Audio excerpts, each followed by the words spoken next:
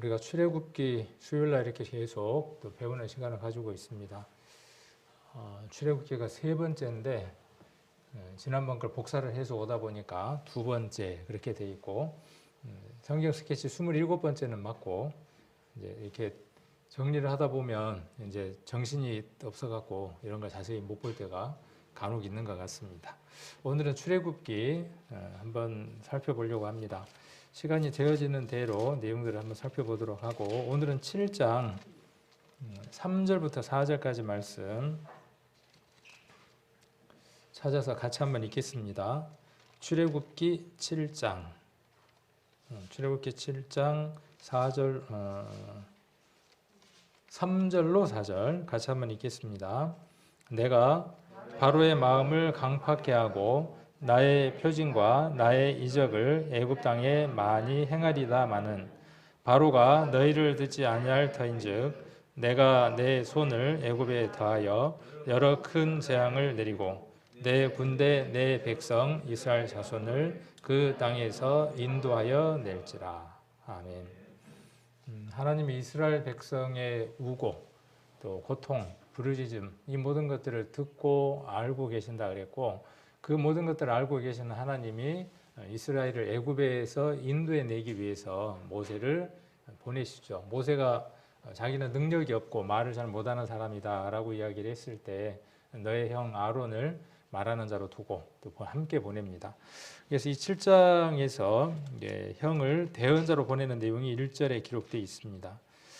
그리고 그들을 애굽에서 인도해 내는데 오늘 이 색깔 바뀐 거에 보면 주어가 내가죠. 내가 참 이 출애굽기 1장에 나와 있는 모세의 모습하고 지금 하나님이 모세에게 함께 하시는 이 모습에서 나오는 대사하고 차이점이 참 많습니다. 앞에서의 모세의 모습은 어떤 모습이었느냐 하면 자기가 어떤 일들의 중심이 되어져서 해결해 보려고 하는 자신만만한 사람이었어요. 그래서 살인자로 또 도망자로 그리고 여러 모습들로 삶을 살아야 했지만 이제 모든 일들에 누가 중심이 되어져 있느냐 하면 하나님이 되어져 있는 걸 볼 수 있죠. 우리는 우리의 삶들 가운데에 모세와 같은 삶들을 잠깐씩 살아갈 때가 있습니다. 그래서 모세처럼 좌우만 살펴보는 겁니다. 좌우에 누가 나를 지켜보는 사람이 없다 싶으면 그릇된 일들을 행하고 합니다. 그러나 우리가 위를 봐야 한다고 지난번에도 말씀을 드렸죠. 그랬던 모세가 이제는 하나님께 붙들린 사람이 됐을 때 또 하나님이 그를 쓰실 때 항상 주어가 무엇이냐면 내가예요. 그러니까 모세보다도 이스라엘을 더 사랑하는 분이 계시다면 당연히 하나님이죠. 그가 그를 지었으니까. 우리 부모보다 우리를 더 사랑하는 사람, 나보다 내 자녀를 더 사랑하는 존재, 물론 내 자신일 거라고 생각을 합니다. 그러나 내 아이의 생명을 내가 구할 수 없는 것이 나의 한계성이죠. 그러나 하나님은 내 자녀도 내 부모도 내 주변에 있는 모든 사람들도 가장 사랑하시는 분이 나보다 나를 더 사랑하고 나보다 내 이웃이나 내 부모나 내 자녀를 더 사랑하시는 분이 하나님이죠. 그 사실을 하나님은 이스라엘에게 여러 가지 일들을 통해서 나타내 보여주시는 거죠. 매체는 누구냐 하면 모세를 통해서. 그 상대가 되는 자는 누구냐 하면 바로를 통해서. 지역은 어디냐 하면 애굽에서. 애굽이라고 하는 땅 안에 고센이라고 하는 지역에서 살고 있는 이스라엘 백성과 그 큰 땅을 차지하고 있는 애국과의 거대한 싸움들을 볼 수 있는 거죠. 그 싸움에서 누가 주어냐 하면 내가죠. 내가 바로의 마음을 강팍케 하고 이거는 우리 청년 때 참 많이 상고해 봤던 것 같아요. 그러면 구원을 받고 못 받고도 하나님이 정하시는 거 아니야? 사람의 마음을 누가 마음대로 딱 고정하니까 하나님 마음대로 고정해버리잖아. 바로의 마음을 누가 강팍케 했어? 바로가 스스로 강팍케 한 게 아니잖아. 하나님이 누구의 마음을? 하나님이. 그랬으니까 바로는 잘못이 있어 없어? 이렇게 이제 논리를 전개해 나가다 보니까 바로는 착한 사람이 되고 누가 하나는 나쁜 사람이 되느냐 하면 하나님이 나쁜 분이 되죠. 이런 부분도 우리가 한번 관심을 가지고 성경에 연관된 것들을 한번 찾아보고 인터넷에서 검색을 해보고 하면 우리가 풍성한 시간을 보냅니다. 근데 그렇지 않으면 사단은 어떻게 하느냐 하면 틈을 탑니다. 잠깐의 그 탐들이 어떤 드라마에 대해서, 어떤 연예인에 대해서, 어떤 이슈에 대해서, 뭐 지금에 있는 어떤 전쟁에 대해서 관심이 있어야죠. 시사에 관한 것들. 그런 것들에 대해서 꼬리에 꼬리를 물고 계속 들어가다 보면 하루 종일 그것들에만 정신을 팝니다. 그래서 이것은 여러분들에게 숙제로 남겨드립니다. 바로의 마음을 강팍해 하셨다고 하는 것이 어떤 의미와 어떤 내용들을 담고 있는지, 또 누군가가 이 성경을 들이밀면서 봐라, 하나님이 사람의 마음을 이렇게 강팍해 했는데 내 마음도 그렇게 강팍해 한 게 아니냐, 내 책임 아니다. 나는 믿으려고 그랬는데 내 마음이 이렇게 강팍한 건 하나님 탓이야. 그렇게 이야기할 때 이것을 어느 성경으로 어떻게 풀어서 설명해 줄 것인지, 이것은 한번 우리 성도님들의 숙제로 해보시면 유익할 것이고, 그냥 뭐 또 그런 게 있는가 보다, 다음에 또 시간 되면은 또 목사님이 얘기해 주시겠지 그러면은 그걸로, 근데 안 해드릴 겁니다. 그래서 마음을 강팍했다는 것, 내가, 노란색에 보면 내가, 그 다음에 나의 표징, 그 다음에 나의 이적이라고 이야기를 합니다. 그리고 이것을 어디에다가 내리느냐 하면 애굽 땅에 내리는 거죠. 그리고 내가 내 손을 애굽에 더하여 여러 큰 재앙을 내린다 그랬어요. 큰 재앙이 몇 개일까요? 우리는 이미 지나간 역사를 한눈에 다 지금 살펴보고 이 드라마를 보는 거기 때문에 드라마를 몇 번씩 보는 거죠. 다시 보기 있잖아요. 드라마 다시 보기. 우리 뭐 이전에 이순신이라고 하는 영화가 있었다 그러면 그 영화를 5번 봤다, 10번 봤다. 그러면 그 다음에 어떤 대사가 나올는지 다 아는 거죠. 우리가 지금 성경을 볼 때 그렇게 보기 때문에 이 뒤의 내용을 모른다면 큰 재앙이 몇 개인지 알지를 못하죠. 그러나 우리는 이미 드라마를 여러 번 봤기 때문에 이 큰 재앙이 10가지의 것이라고 하는 것을 이미 알고 들어가는 거죠. 그래서 여기에 이미 서두에 여러 재앙을 내리겠다, 큰 재앙을 내리겠다, 그렇게 말씀을 하셨습니다. 그 재앙을 내리시는 목적은 어디에 있습니까? 하나님은 아무런 까닭 없이, 의미 없이 어떤 일들을 행하시질 않죠. 분명히 거기에는 목적이 있고 의미들이 있습니다. 그래서 내 군대, 내 백성 이스라엘을 그 땅에서 인도해 내기 위해서 하나님이 무엇을 하시느냐 하면 큰 재앙, 우리는 이미 알고 있으니까 10가지의 재앙, 그러한 일들을 보여주는 과정 가운데에 바로의 마음은 어떻다는 것이죠? 여러 일들로 그의 마음이 강팍해 돼서 다친 마음이 되어져 있을 것이다, 그렇게 말씀하고 계십니다. 그래서 오늘은 시간이 되는 대로 7장부터 15장까지를 한번 살펴보려고 합니다. 15장까지 다 살펴보기는 어려울 것 같고요. 그래서 지난번에 우리가 1, 2장, 3장에서 6장까지 내용들 한번 살펴보았고, 모세하고 하나님하고 몇 번의 대화를 나누는 걸 우리가 지난번에 살펴봤습니까? 6번에 걸쳐서 서로 내가, 하나님은 내가 그렇게 말씀하시고, 모세도 뭐라고 이야기하느냐 하면 내가, 그렇게 서로 대화를 주고받는 것들을 살펴보는 시간을 가졌습니다. 기억이 없으신가요? 기억이 있으신가요? 네. 자, 그리고 9가지 재앙에 대한 내용들이 7장부터 10장까지 나옵니다. 그리고 11장에는 장자가 죽는, 마지막 재앙인 장자가 죽는 아들의 내용이 기록되어 있고, 그 다음에 12장에는 어떤 내용이 기록되어 있느냐 하면 우리가 잘 아는 대로 유월절이 기록되어 있죠. 그래서 오늘 거기까지 한번 살펴볼 수 있도록 하겠습니다. 그래서 7장을 한번 보시면 7장 17절부터, 자, 한번 제가 먼저 나눠드리면 7장 14절부터죠. 이야기가 쭉 전개가 되고 17절부터 이제 본격적으로 재앙의 내용이 나오는데, 7장 17절부터 시작해서 7장 25절까지가 첫 번째 재앙.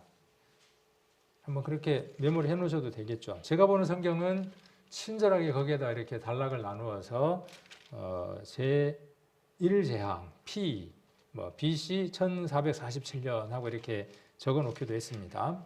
그 다음에 두 번째 재앙은 8장 1절부터 시작해서 15절까지 개구리 재앙이 되고, 8장 16절부터 시작해서 19절까지가 세 번째 재앙, 티끌이 이가 되는 재앙이고, 그 다음에 20절부터 시작해서 20절부터 어디까지입니까? 20절부터 8장 20절부터 32절까지가 파리 재앙에 관한 거고, 9장 1절부터 시작해서 12절까지가 다섯 번째 재앙, 여섯 번째 재앙, 악질과 독종에 대한 내용이고, 그 다음에 13절부터 시작해서 35절까지가 일곱 번째 재앙, 우박과 불의 재앙, 그 다음에 10장 1절부터 시작해서 10장 20절까지가 여덟 번째 재앙, 메뚜기 재앙이 되겠죠. 그리고 8장 21절로 29절까지가 이제 흑암의 재앙, 그리고 11장 전체가 아니죠. 일부가 무엇에 관한 내용이냐 하면 장자의 죽음에 관한 내용이고, 그 다음에 장자에 대한 내용 이렇게 되어져 있습니다. 장자가 죽는 내용 이렇게 되어 있습니다. 그래서 먼저 7장 피가 되는 재앙에 대한 내용들을 7장을 한번 살펴보도록 하겠습니다. 24절 한번 보겠습니다. 7장 24절을 보시면 애굽 사람들은 하수물을 마실 수 없으므로 하숫가를 두루 파서 마실 물을 구하였더라. 여호와께서 하수를 치신 후 7일이 지나니라. 그래서 이 재앙이 어느 곳에 있었던 것을 우리가 성경을 통해서 한번 확인해 볼 수 있느냐 하면 애굽이라고 하는 장소에, 그러니까 이스라엘이 있었던 그 지역이 아닌 애굽 사람들에게 내린 재앙이었던 것을 말씀을 통해서 한번 확인을 해볼 수 있습니다. 자, 그다음 메뚜기 재앙이 개구리 재앙이죠. 그다음이 8장 1절부터가 개구리 재앙인데 3절 한번 봅니다. 개구리가 하수에서 무수히 생기고 올라와서 내 궁예와 내 침실에와 내 침상 위에 내 신하의 집에와 내 백성에게와 내 화덕에와 내 떡 반죽 그릇에 들어갈지며 개구리가 내게와 내 백성에게와 내 모든 신하에게 오르리라 하셨다 하라. 5절에 보시면 여호와께서 모세에게 이르시되 아론에게 명하기를 내 지팡이를 잡고 내 팔을 강들과 운하들과 못 위에 펴서 개구리로 애굽 땅에 올라오게 하라 할지니라. 여기도 이 개구리 재앙이 있었던 장소가 애굽인 것을 볼 수 있죠. 애굽에 있는 사람들에게 개구리가 올라왔고, 그래서 이 개구리가 죽어서 그 악취들로 14절에 보시면 사람들이 모아 무더기로 쌓으니 땅에서 악취가 나더라. 그러나 바로가 숨을 통할 수 있음을 볼 때에 그 마음을 완강케 하여 그들을 듣지 아니하였으니 여호와의 말씀과 같더라. 이렇게 하나님의 표징과 이적이 끊임없이 계속해서 나타나고 있죠. 그것을 지금 누가 목도하고 있냐 하면 바로도 목도하고 있고, 누구도 목도하고 있습니까? 애굽도 목도하고 있습니다. 그 다음 하나 잊어버리지 말아야 할 것이 누구도 보고 있는 것이죠. 누구도 함께 이것을 지금 지켜보고 있는 거죠. 애굽 사람들은 죽을 맛이에요. 하수가 피가 되고 개구리가 나타나고 직접 겪어야만 하는 거죠. 고통이에요. 그러나 이스라엘은 지켜보고 있는 거예요. 여기 말로 암시랑도 아니이다 그러고 있는 거예요. 별일 없어요 그러고 있는 거죠. 그래서 제가 지금 애굽에 이렇게 계속 확인을 하면서 이 내용들을 함께 살펴보고 있습니다. 자, 그 다음에 이제 이 재앙이죠. 이 재앙 여기 정리를 돼 있죠. 그래서 세 번째가 이가 되죠. 티끌을 치니까 이가 됐다 그랬고, 파리 재앙, 악질 재앙 이렇게 되어져 있습니다. 그래서 티끌이 이가 되는 내용을 한번 살펴보면 8장 16절 한번 보시면 여호와께서 모세에게 이르시되 아론에게 명하기를 내 지팡이를 들어 땅에 티끌을 치라 하라. 그것이 애굽 온 땅에서 이가 되리라. 애굽 온 땅에서 이가 됩니다. 17절 그들이 그대로 행할세 아론이 지팡이를 잡고 손을 들어 땅에 티끌을 치매 애굽 온 땅의 티끌이 다 이가 되어 사람과 생축에게 오르니. 18절 술객들이 자기 술법으로 이같이 행하여 이를 내리려 하였으나 못하고 이는 사람과 생축에게 있은지라. 이렇게 지금 이야기를 하고 있습니다. 자, 그러니까 술사들이 하나님의 그 표징과 이적을 비슷하게 흉내내기도 하고 흉내 못 내는 것들도 있죠. 그거에 따라서 바로의 마음이 어떻습니까? 왔다 갔다 하는 거예요. 우리가 상담을 하거나 전도 집회를 하거나 복음을 이렇게 전해보거나 하면 성경에 나와 있는 많은 내용들로 증거들을 하죠. 우리가 하나님 이런 분입니다. 하나님 이렇게 크신 능력이 있습니다. 성경 말씀 안에 이런 게 기록되어 있습니다 라고 이야기를 할 때 그것이 하나씩 하나씩 이렇게 전달이 될 때 어느 사람은 그 마음이 녹아내려서 촛밀처럼 녹아내려서 어쩔고 하는 사람이 있는가 하면 와 하나님이 그런 분이에요? 성경에 그런 게 나와 있어요? 그런 사람이 있는가 하면 어느 사람은 예전에 제가 시골에 가서 한번 저기 그 이리 익산 쪽에 그 좀 더 들어가서 거기에서 이제 시골에 가서 한번 복음을 전하는데 얼굴을 딱 보니까 얼굴이 새카매요. 그래서 제가 본능적으로 뭘 느꼈냐면 아 이분은 술을 좋아하시는 분이구나. 근데 술을 너무 좋아해서 이미 간이 갈 때까지 갔구나. 그런 마음이 들었어요. 그래서 저도 모르게 아이 선생님 간이 많이 안 좋으신 것 같고 큰 고통 가운데 혹시 있을 것 같은데요. 그랬더니 뭐라 그러냐면 나는 건강하다는 거예요. 이제 어쨌든 그렇고 우리 한번 성경 이야기를 합시다. 그래서 성경 이야기를 이렇게 주고받으면서 이것도 하나님이 하셨습니다. 우리 선생님이 농사를 짓지만은 비가 안 오면 비도 잘할 수 없고 어떤 곡식도 잘할 수 없는데 그거 누가 하셨겠어요? 그랬더니 허이 참나 그것도 하나님이 했다고 이야기하려고 그러지요. 아 어떻게 하셨어요? 아 근데 자기는 아니라는 거예요. 이런 유형의 사람들이 어떤 사람이죠? 지금 여기 나와 있는 바로와 같은 사람의 유형이에요. 바로는 직접 그걸 목격을 했고 지금 우리가 복음을 전할 때 그들은 간접적이지만 더 정확하고 확실한 기록된 성경을 통하여 그들이 그것을 보고 듣는 것이죠. 어느 사람들은 그것을 듣고 마음이 녹는가 하면 어느 사람들은 그것을 보고 헤헤이 뭐 저기에 있는 부처도 저라니까 되고 내가 뭐 엉덩이 뒤로 밀면서 저라니까 되고 그러더만. 그리고 교회 다니는 사람들 봐봐. 교회 다니는 사람들이 더 힘들게 살고 어렵게 살고 안 되는 일들도 많더만. 절에 다니는 사람들은 다 잘 되잖아. 특히 교회하고 천주교하고 이렇게 많이 나누죠. 천주교 한번 봐봐. 그 사람들은 참 여유도 있고 근데 교회는 보면 늘 어떠냐면 이기적이고 좀 그렇잖아. 그러면서 그 마음을 닫는 사람들도 있습니다. 자, 그럴 때의 표현이 힌트를 이야기했는데 그 강팍해 한다는 그 표현들이에요. 그런 표현들이. 자, 그래서 17절에 지금 티끌이 됐다 하는 내용들을 우리가 한번 살펴볼 수 있었습니다. 그래서 티끌이 이가 되는 그 재앙을 하나님이 내렸고 술객들이 그것을 흉내를 냈습니다. 자, 그리고 네 번째 재앙이 이제 파리 재앙입니다. 파리. 21절 한번 보겠습니다. 21절. 내가 만일 내 백성을 보내지 아니하면 내가 너와 내 신하와 내 백성과 내 집들에 파리떼를 보내리니 애굽 사람의 집들에 파리떼가 가득할 것이며 그들의 거하는 땅에도 그러하리라. 근데 22절에 보시면 그날에 내가 내 백성에 거하는 고센 땅을 구별하여 그곳에는 파리떼가 없게 하리니 이로 말미암아 나는 세상 중에 여호와인 줄 내가 알게 될 것이라. 내가 내 백성과 내 백성 사이에 구별을 두리니 내일이 이 표징이 되리라 하셨다 하라 하시고. 그래서 이런 일들을 보고 애굽과 이스라엘은 어떻게 했어요? 애굽과 이스라엘 아까도 이야기했지만 차이가 다른 거죠. 그러나 이 시점이 돼서 이제 바로의 마음은 어떻다는 것이죠? 바로의 마음은 22절에 보시면 힌트가 하나 있는 거예요. 어떤 것이 있는 거죠? 세상 중에 여호와인 줄을 알게 되는 거죠. 조금씩 알아가는 거죠. 그러함에도 불구하고 마음은 어때요?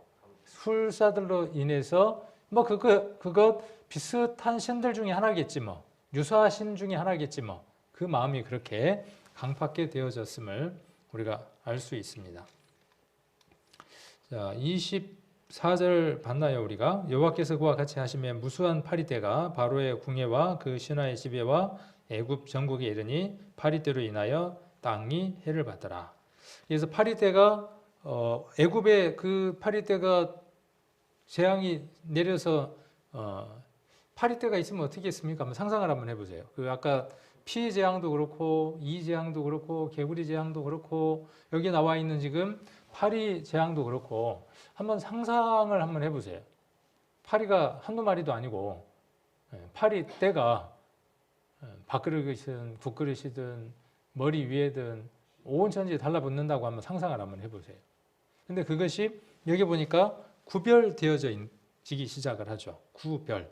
그래서 우리 출애굽기와 레위기라든가 이런 성경들을 통해서 우리가 읽을 때에 이 구별되어졌다라는 말들에 좀 주의를 가지고 볼 필요가 있습니다. 그래서 구별되어진다라는 말들이 이 재앙들을 통해서 많이 나오고 그 구별을 누구에다가 초점을 두느냐 하면 이스라엘에게 초점을 두는 겁니다. 왜 구별이 되는 거죠? 오늘 중요하게 이야기하고 싶은 게 뭐냐 하면 구별이라고 하는 그 의미, 하나님이 왜 그 표징과 기적을 그 애굽에 행했냐는 것이죠. 하나님이 이스라엘을 누구 것이라고 지금 표를 나타내는 것이죠. 이스라엘은 하나님의 것이다, 내 것이다 라고 하는 것을 구분하고 표현하는 것이 뭐냐 하면 한쪽에는 재앙이 있고 한쪽에는 재앙이 없는 것이죠. 그래서 이 파리 때도 보니까 아까 고센 땅에는 무엇이 없었어요? 파리대가 없죠. 없습니다. 그래서 22절에 보시면 내가 내 백성에 거하는 고센 땅을 구별하는 거예요. 하나님이 이렇게 구별하시는 겁니다. 우리라고 하는 이 영역을 우리의 삶을 하나님이 구별하셨어요. 저와 여러분은 구별된 사람들입니다. 구별된 사람들이니까 다른 일들이 일어나야 하죠. 그죠? 똑같은 일이 있어서는 안 되죠. 여기도 보면 애굽이라고 하는 장소에 이스라엘이 살고 있는 겁니다. 내 백성이 살고 있는 겁니다. 하나님의 백성이 살고 있는 겁니다. 근데 그곳에 어떤 재앙이 있을 때, 어떠한 일들이 있을 때, 동일하게 하나님의 어떤 역사가 있을 때 한쪽은 구별되어져 있고 한쪽은 그렇지 않다는 것이죠. 하나님의 재앙 안에 있다는 것이죠. 지금도 이 세상은 그렇습니다. 이 세상은 세상은 똑같습니다. 그 애굽이라고 하는 것과 똑같이 한번 생각을 해볼 수 있습니다. 교회라고 하는 장소, 이 장소도 마찬가지고 교회라고 하는 보이지 않는 그 장소, 에클레시아, 그 세상으로부터 구별해낸 무리, 교회라고 하는 그 뜻은 우리가 잘 아는 것처럼 세상에서 불러낸 무리, 세상에서 구별해낸 자들. 성도라는 말은 무슨 뜻이에요? 그냥 사전적인 뜻만 자꾸 생각하거든요. 거룩할 성. 그래서 성도, 거룩한 무리라고 하는 생각만 합니다. 그러나 성도라는 말은 어떤 뜻이 함께 포함되어 있느냐 하면 거룩한 무리가 되기 위해서는 구별되어져야 된다는 사실이에요. 재물이 구별되어졌던 것처럼, 그래서 그리스도인들이 세상으로부터 불려져 나와서 구별되어져 있는 것이죠.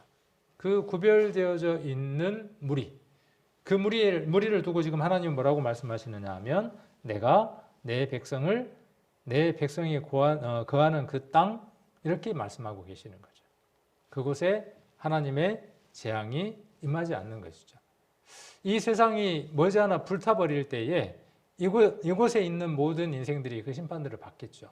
그러나 구별되어진 우리들은 그 심판이 없는 곳으로 구별되어져 나가겠죠.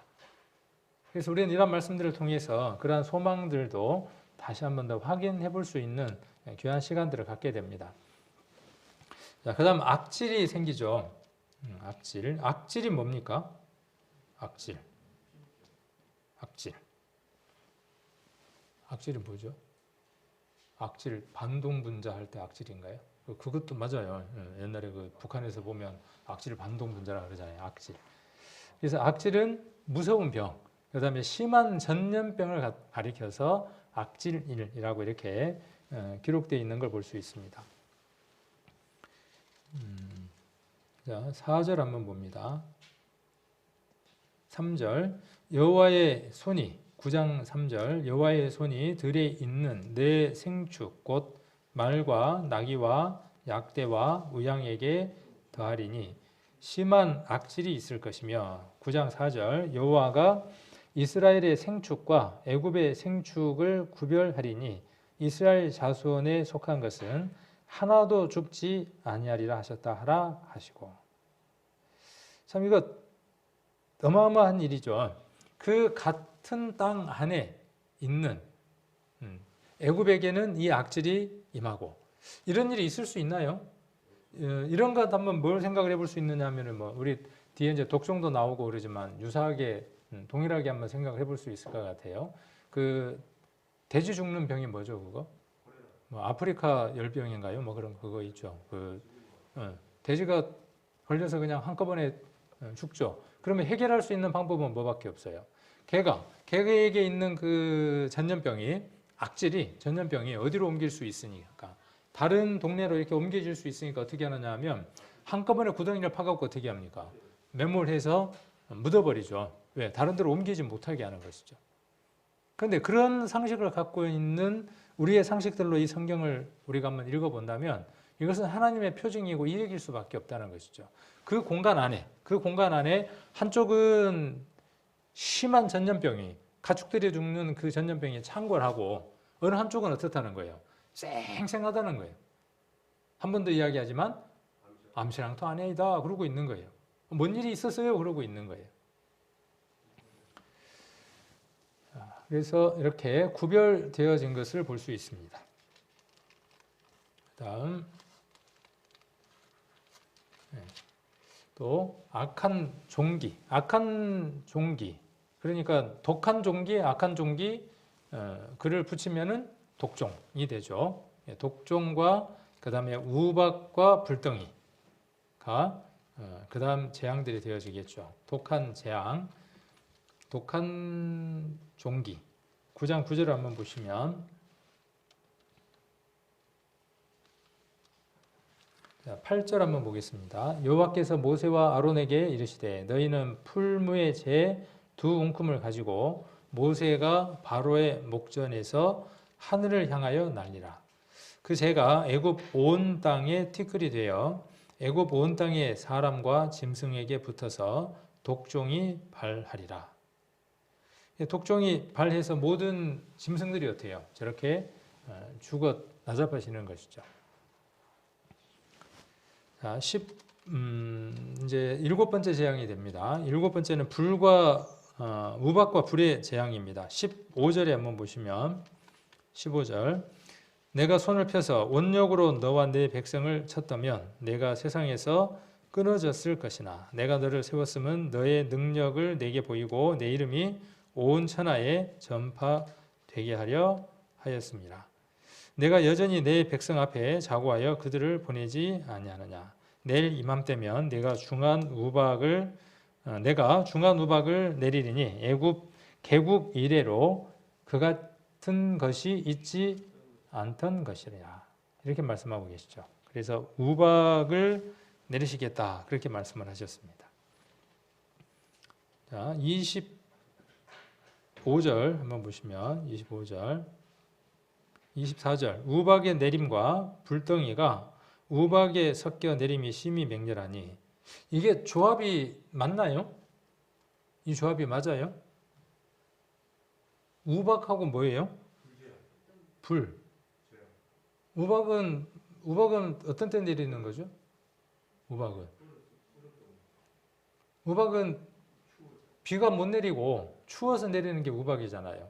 그 조합과 불이 조합이 돼요, 안 돼요? 조합이 안 되는 거죠. 그런데 불과 우박이라고 하는 것이 내렸어요. 누구만 하실 수 있는 일이에요.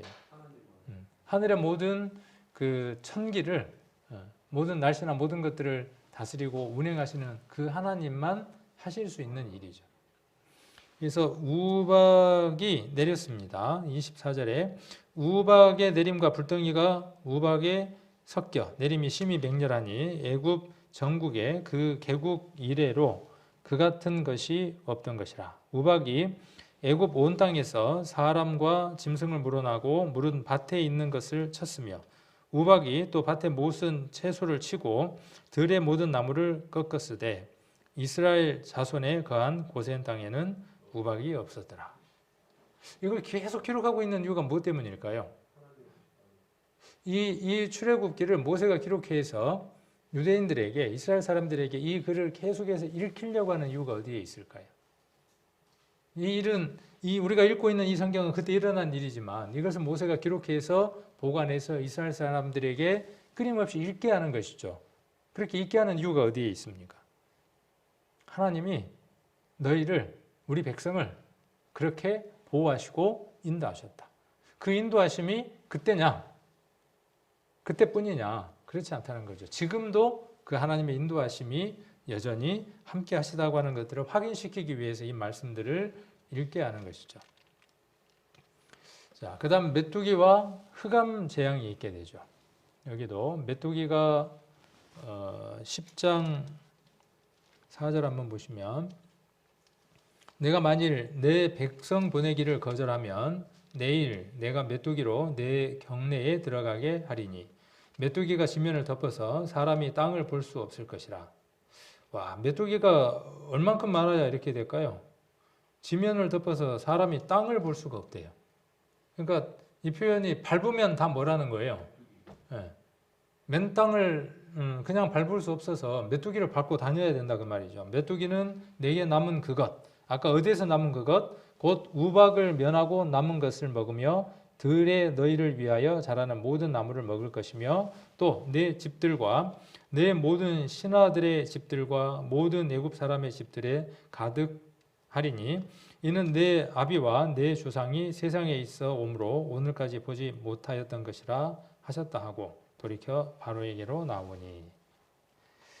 자, 여기도 보면 참 어마어마한 그 일들이 있는 것이죠. 메뚜기가 그러한 일들을 했다라고 이야기를 하고 있고, 이 표현이 어떤 거냐 하면 이런 거예요. 살아생전 이런 건 처음 본다 그 말이죠.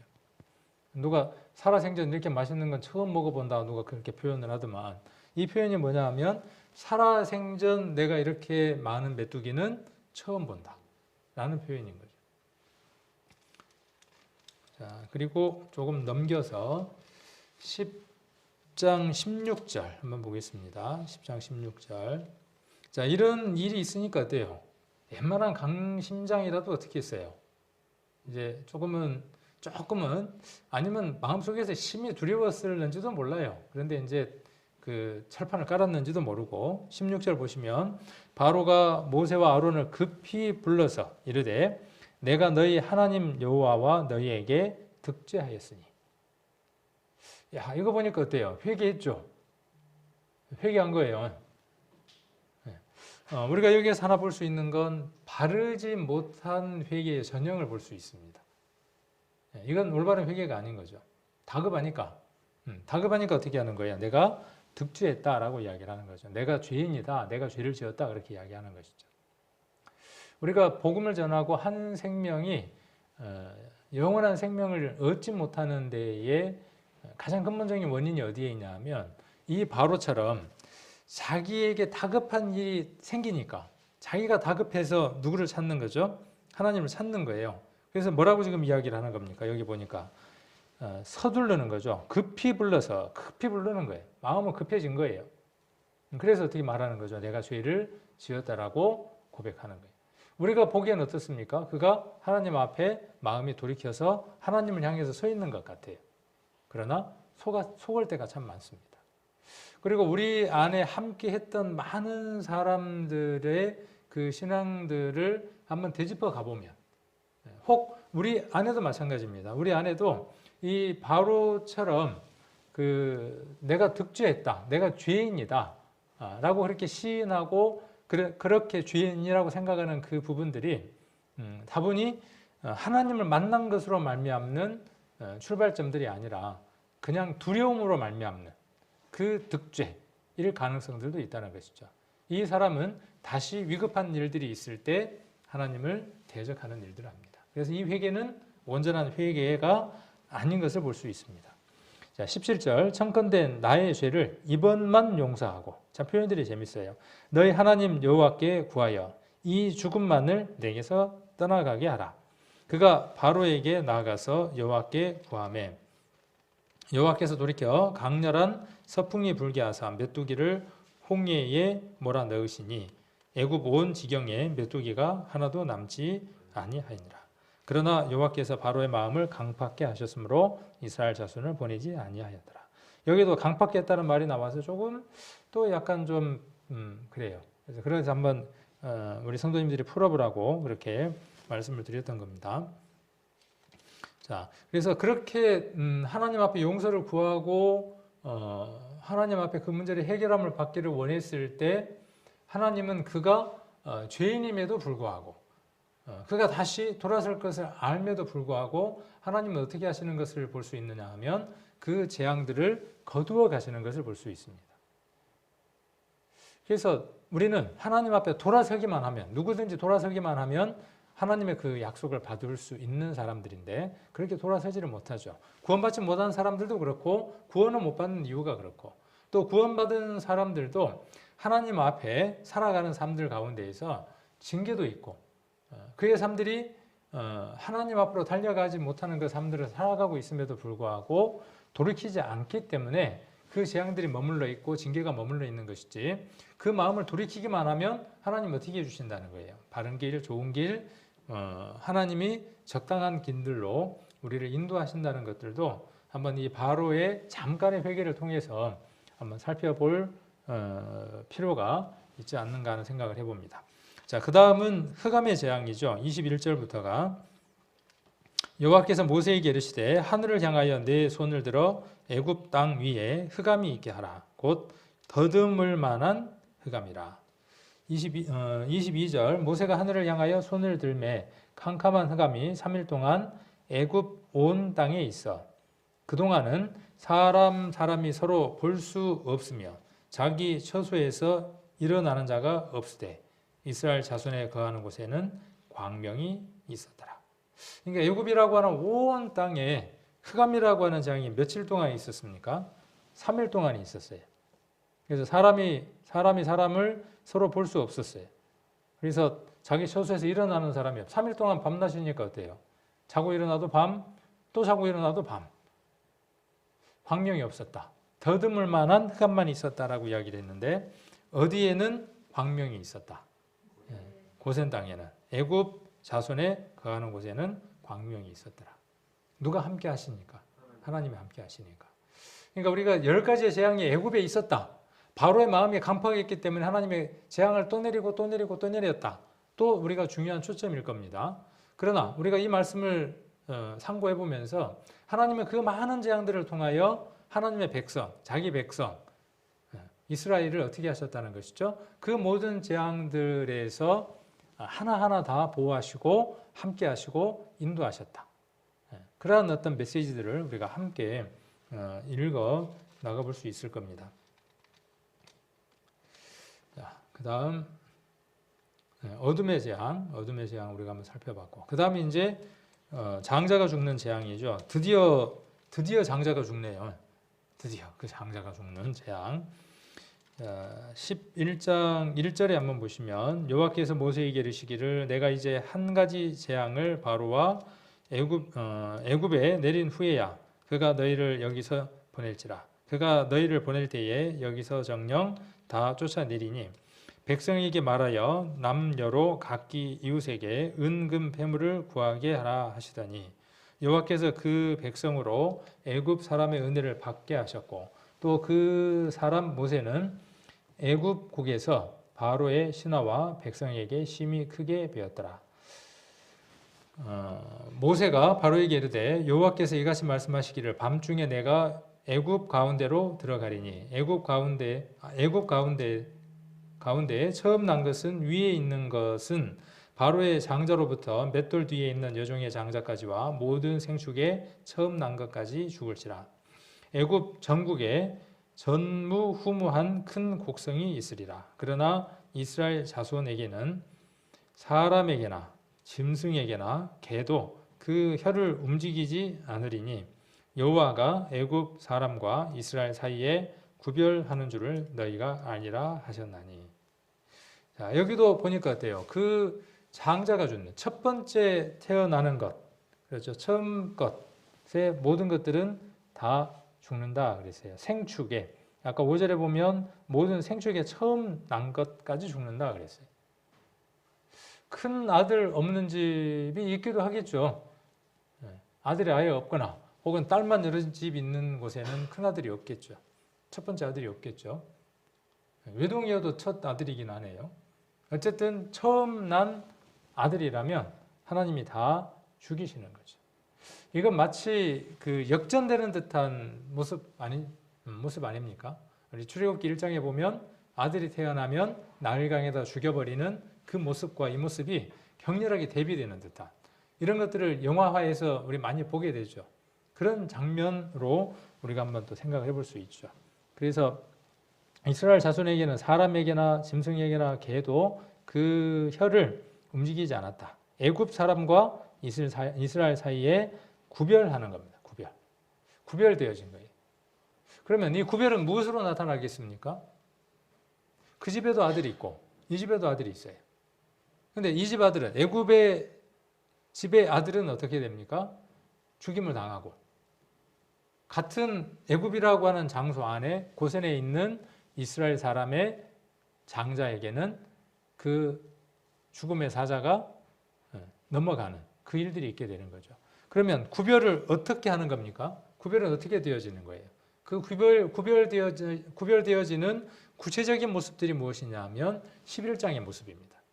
어떻게 그들이 구별되어지는가예요. 어떻게 그들이 구별되어졌는가를 보여주는 것이 11장의 내용이기도 합니다. 자, 내가 피를 볼 때에 너희를 넘어가리니 재앙이 너희에게 내리지 아니하리라. 모든 그 애굽 땅에 장자가 죽는 그 일들로부터 구별되어지는 표 하나가 있는데 그것이 무엇이냐 하면 문 설주와 임방에 피를 발랐을 때 그것이 구별되어지는 표가 되어지는 것이죠. 자, 그리고 이것이 우리가 잘 아는 것처럼 12장 1절에 보시면 여호와께서 애굽 땅에서 모세와 아론에게 일러 가라사대 이달로 너희에게 달의 시작 곧 해의 첫 달이 되게 하고, 그렇게 해서 이것이 무엇이 되어지느냐 하면 11절에 보시면 너희는 그것을 이렇게 먹을지니 허리에 띠를 띠고 발에 신을 신고 손에 지팡이를 잡고 급히 먹어라. 이것이 여호와의 유월절이라. 그렇게 말씀하고 계시죠. 그래서 장자가 생명을 얻은 날, 죽었던 자가 죽을 수밖에 없는 자, 이미 죽은 자죠. 죽기로 선언된 자죠. 우리가 그런 자들이죠. 우리가 죽기로 선언된 자들이죠. 죽는 자의 죽는 것을 하나님께서 기뻐하시지 않는다. 그렇게 말씀하셨죠. 우리 인생이 그렇게 죽어야 마땅한 자들이죠. 그런데 그 심판으로부터, 그 죽음으로부터 구별될 수 있는 것은, 산 사람이 될 수 있는 것은, 생명이 될 수 있는 것은 오로지 무엇밖에 없느냐 하면 피밖에 없다는 것이에요. 그래서 이스라엘과 애굽이 구별되어지는 표는 무엇이냐 하면 문 설주와 임방에 발려지는 피로서 구별되어지는 겁니다. 세상과 하나님의 자녀는 하나님의 자녀이냐 세상의 자녀이냐는 무엇으로 구별되어지느냐 하면 예수 그리스도의 피로서 구별되어지는 겁니다. 그래서 유월절에 대한 규례가 12장이고 이것은 다음 주에 좀 더 한번 살펴보도록 하고, 이렇게 우슬초로 유월절에 대한 것들은 한번 다음 주에 좀 더 자세히 살펴보도록 합니다. 그리고 오늘은 여기 개략적인 것만 좀 보도록 합니다. 그래서 우슬초를 가지고 문 설주와 임방에다가 양의 피를 바릅니다. 그러면 죽음을 가져가는 자가 이 피를 보고 넘어간다고 되어 있습니다. 아까 11절에 12절 한번 봅니다. 12절 내가 그 밤에 애굽 땅에 두루 다니며 사람과 짐승을 물어나고 애굽 나라 가운데 처음 난 것을 다 치고 애굽의 모든 신에게 벌을 내리리라. 나는 여호와라. 내가 애굽 땅을 칠 때에 그 피가 너희에 거하는 집에 있어서 너희를 위하여 표적이 될지라. 내가 피를 볼 때에 너희를 넘어가리니 재앙이 너희에게 내려 멸하지 아니하리라. 아까는 재앙이 내렸습니다. 내렸을 때 피동적이었어요. 그냥 하나님이 고센 땅에는 광명이 있었고 다른 곳에는 어둠이 있었어요. 그런데 이제는 구별이 되어지는 데 있어서 그 구별의 피동이 아니라 능동으로 바뀌어져 있는 걸 볼 수 있죠. 그 구별에서 누가 적극적인 사람이 되어져야 되는 것이죠. 이스라엘이 적극적인 사람이 되어져서 무엇을 했을 때 그 피를 문 설주와 임방에 발랐을 때 그것이 무엇이 되어지느냐 하면 표적이 되어진다. 구별되어진다라고 이야기를 했습니다. 믿습니다. 뭘 믿습니까? 죽음의 사자가 장자를 죽일지라도 나는 하나님의 백성이기 때문에 어떠한 일도 일어나지 않을 것이라고 저는 굳게 믿습니다. 옆집에는 하나님을 잘 못 믿어서 두려워서 짐승을 잡아다가 피를 저렇게 떡칠을 하고 있는데 하나님의 능력이 무엇입니까? 하나님 못 하시는 게 없잖아요. 지금까지 9개의 재앙을 통해서 다 보여주셨잖아요. 그런데 우리가 뭐 할 일이 있겠습니까? 아무것도 안 해도 되잖아요. 그런 하나님이 아니시잖아요. 그렇게 큰 믿음을 가지고 무엇을 하지 않는다면, 설주와 임방에 빛을 하지 않는다면 구별되어질 수 없는 재앙이, 표적이 10번째 재앙인 것이죠.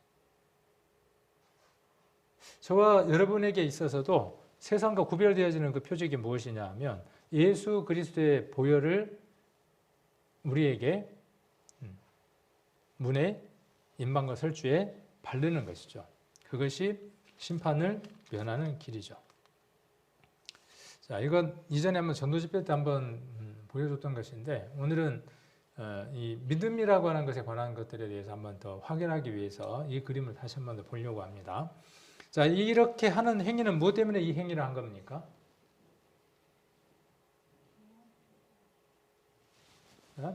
하나님이 많은 재앙을 보여주셨고 그 재앙이 이스라엘과 애굽의 표적이 되어져서 이스라엘이 하나님의 백성이라고 하는 표가 되고 확인하는 것이 되어졌죠. 9개까지 재앙은. 근데 10번째 재앙은 어때요? 10번째 재앙은. 그 표적을 몸소 어떻게 하는 겁니까? 앞에 9번의 그것들을 통해서 실습하는 시간이 되는 거죠. 이제 실전에서 어떻게 보는 겁니까? 그 표적이 누구의 표적이 되도록, 나와 내 가족의 표적이 되도록 함께 하는 거죠. 하나님이 명하신 그 일에 함께 동력하는 겁니다. 함께 하는 겁니다. 그래야만 어떻게 되는 거죠? 하나님의 표적이 하나님의 표적다운 일이 되어지는 거죠. 사람이 움직이지 않으면요. 어떤 것도 하지 않으면 구별되어질 수 없는 거예요. 이스라엘 백성이기 때문에 장자가 죽지 않는다? 그렇게 되어져 있지 않죠.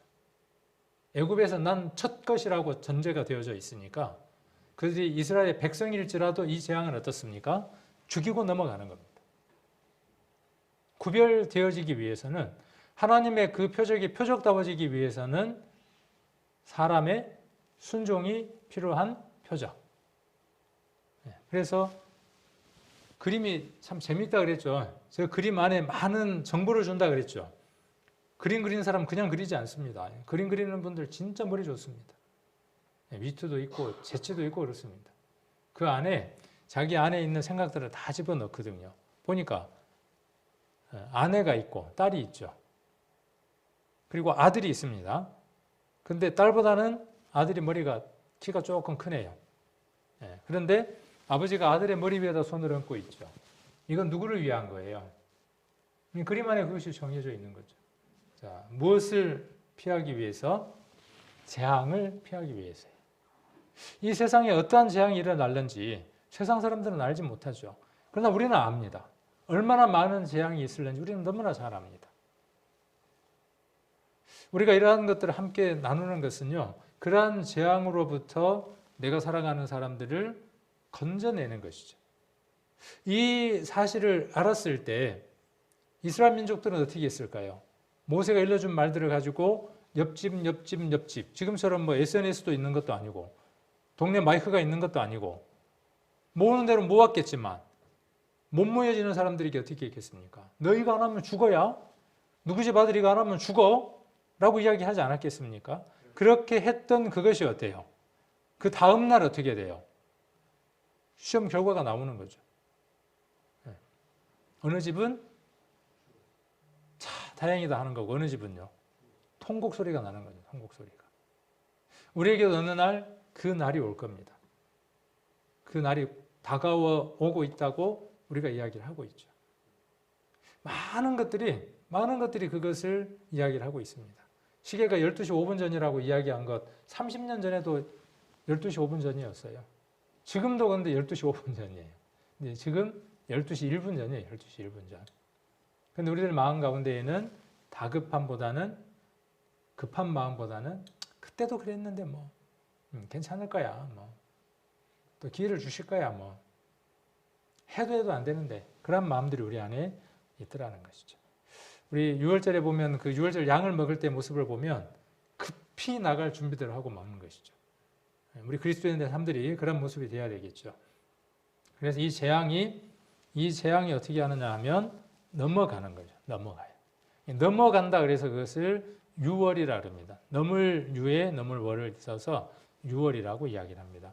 6월 달 할 때 6 해갖고 월이 아니고 7월 그게 아니고요. 넘는다 그런 뜻입니다.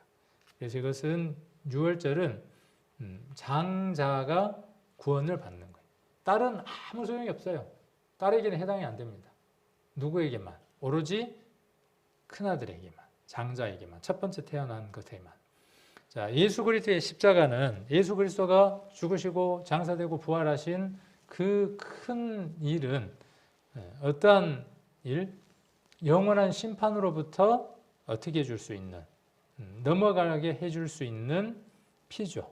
똑같죠. 유월절 어린 양의 피와 예수 그리스도 어린 양의 피가 동일하죠. 그래서 하나는 예표입니다. 모형이에요. 그림자예요. 하나는 무엇입니까? 실체고 이제 이루어진 완성된 것들이에요.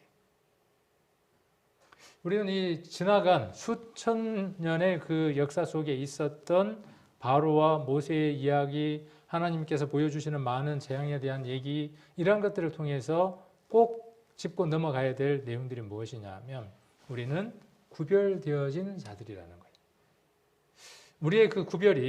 우리의 구별이 수동적으로 아무것도 하지 않는 결과가 아니라는 것입니다. 이렇게 이야기하니까 구원받는데 뭐 행위가 필요하다냐? 그렇게 오해하는데, 우리 여기에서 피치를 했던 것처럼 하나님의 그 약속에 내가 그 약속과 함께 누리기 위해서는 무엇이 필요하다는 거예요? 그것과 내 마음에 일치된 것 속에서 함께 행함이 필요하다는 것이죠. 그래서 믿음이라고 하는 그 단어는 첫 번째 무엇이 필요하냐 하면 어떤 사실을 인지해야 된다는 거예요. 어떤 것이 있다는 사실을 인지해야. 자, 이게 뭐냐면 볼펜이에요.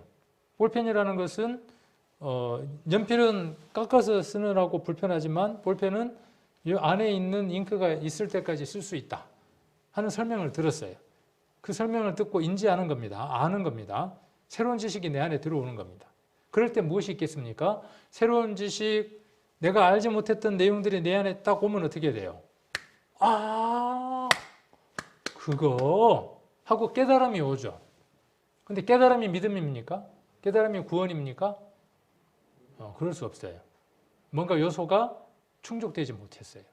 저렇게 피치를 했을 때 하나님의 심판이 넘어간다, 재앙이 넘어간다라는 사실을 인지하고 깨달았어요. 오, 우리 아들 살겠네?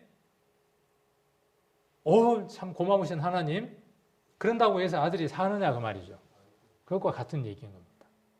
자, 그러면 그 다음 어떻게 해야 됩니까? 그 내용을 깨닫고 알고 내게 그 내용이 인지된 다음 그 내용에 대한 수용이 있어야죠. 그리고 무엇이 있어야 합니까? 확신이 있어야 돼요. 확신. 자, 그 다음 무엇이냐 하면 그것에 내 삶을 맡기는 의탁이 있어야 돼요. 믿음이라는 것은 이렇게 세 가지의 요소가 충족되지 않으면 믿음이 아닙니다. 그러면 믿음이 아니면 무엇을 만들까요? 그 사람이 믿음이 아니면 그 믿음은 파산한 것이다 그랬죠. 그리고 그 믿음은 자기를 죽게 만듭니다. 믿음이 아닙니다. 그 두 가지 것을 가지고 내가 믿음이라고 생각을 합니다. 아까 어떤 것? 깨달았다는 사실. 아 하고 알았다는 사실. 그걸 내가 수용했다, 확신했다는 것. 그 두 가지 요소가 내게 이루어졌기 때문에 내가 구원받은 사람이다. 내가 믿음이 있다. 그렇게 생각하는 것은 큰 모험이다 그 말이에요. 도박입니다. 거기에 무엇이 필요하다는 것이죠? 우슬초에 양을 잡아서 피치를 해서 갖다가 문 설주와 임방에 바르는 그 의탁이 없으면, 그 사실에 자기 자신이 순종해서 그것과 함께 움직이는 그 의탁이 없으면 믿음의 요소 가운데에 최고 중요한 요소가 빠져버린 것이라고요. 그러므로 우리의 구원은 예수 그리스도께서 십자가에서 죽으셨다. 우리의 모든 죄를 다 사하셨다. 과거, 현재, 미래 모든 죄를 다 사하셨다고 하는 사실을 인지하고 수용하고 확신하는 겁니다. 그리고 그 사실을 내 마음에 간직한 것과 동시에 그것에 내 삶을 맡기고 살아가는 겁니다. 주객이 바뀌어야 하는 겁니다. 내가 내 삶을 이끌고 가는 것이 아니라 무엇이 내 삶을 이끄느냐 하면 그 사실이 나를 이끌고 살아가는 겁니다. 그것이 온전한 믿음입니다. 이전에 제가 이 믿음에 대한 이야기를 하면서 예화 하나를 이야기를 했습니다. 기억하시나요? 이 예화를 기억하시면 믿음에 대한 정의는 제일 잘 정리했다라고 이야기할 수 있을 겁니다. 줄타기를 하는 사람 기억나시죠? 이쪽에서 이쪽까지 뭐 나이아가라 가라 폭포가에서 줄을 매달아 놓고 줄다리 실제 인물이라 그럽니다. 줄다리기를 잘하는데 맨몸으로도 건너갔다가 오고 이쪽에 이제 구경꾼들이 있고 자기 친구들 있고 많은 사람들이 있는데 맨몸으로도 왔다 갔다 하고 그다음에 긴 장대를 가지고도 왔다 갔다 하고 긴 장대보다는 맨몸이면 더 힘들겠죠. 그리고 장대를 갖고 건너갔다 오고 맨몸으로 갔다 오고 그러면서 뭐라고 이야기하느냐면 여기 모여 있는 사람들에게 여러분 제가 이 폭포 이 땅과 이 땅 이렇게 줄을 매고 내가 아무것도 없이 여기를 왔다 갔다 할 수 있다는 것을 여러분들 믿습니까? 그렇게 이야기하니까 그곳에 있는 모든 사람들이 네라고 대답을 했어요. 왜? 자기 눈으로 봤잖아요. 저 사람은 다른 사람이 하지 못하는 특별한 능력이 있다는 것을 인지하고 수용하고 받아들였어요. 그럼 뭐까지도 했어요? 확신까지도 했어요. 그리고 뭐도 보여줬냐 하면 눈을 감고도 지나가고 자전거를 타고도 지나가고 뭐 여러 가지 것들을 다 보여준 거예요. 자, 그리고 마지막으로 다 보여준 다음에 마지막으로 이 사람이 이렇게 이야기를 했습니다. 그러면 내가 자전거를 타고 여기를 건너갔다 올 텐데 내 등에 업힐 사람 있으면 한번 손들어 보세요. 그런 거예요. 그죠? 믿었다면 어떻게 해야 됩니까? 저요 그러고 난리가 나야 될 텐데 나는 그런 모험하기는 싫은 거예요. 뭐가 빠진 거죠? 의뢰가 빠진 거예요. 의지가 빠진 거예요. 믿음은 그 세 번째 요소가 굉장히 중요한 요소죠.